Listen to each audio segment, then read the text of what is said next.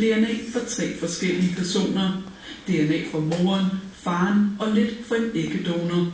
Fostrene i de tidlige stadier er blevet frembragt ved at tage kernen fra farens sæd og morens æg, som indeholder deres DNA. Den kerne har man så flyttet over i et andet æg, der kommer fra en helt tredje donor, og som har fået fjernet sin egen kerne. På den måde efterlader man så de syge mitokondrier med de arvelige sygdomme tilbage og bruger i stedet donorens raske. And that means that in the new egg, you've not got the same mitochondria as you had in the old egg. De manipulerede æg indeholder i gennemsnit mindre end 2% af donorens DNA, men i princippet har fosteret DNA for 3 personer. Jorden formodentlig ikke lavet fostrene udvikle sig til børn, men amerikanske fertilitetslæger brugte allerede i 2001 en lignende metode. Her frembragte de omkring 20 børn, som viste sig at være sunde.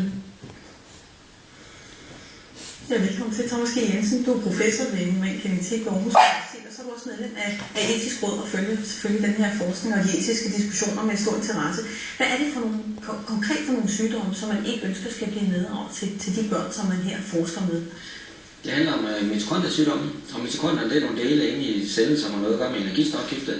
Så sygdommene de er karakteriseret ved, at de rammer nogle dele af kroppen, hvor der er kraftigt energistofskifte, så det er muskler og nervevæv. Så der kan være nogle muskelslaphed, der kan være nogle problemer med hjernen og øjnene, og man kan også blindhed og døvhed. Det kan være alvorlige sygdomme, men det kan også være mildere sygdomme. Men kan du forklare igen, vi tager lige en gang, så ser vi, det bliver forklaret i oplægget. Hvad er det konkret, britterne har været inde at gøre? Jo, nogle af de her sygdomme,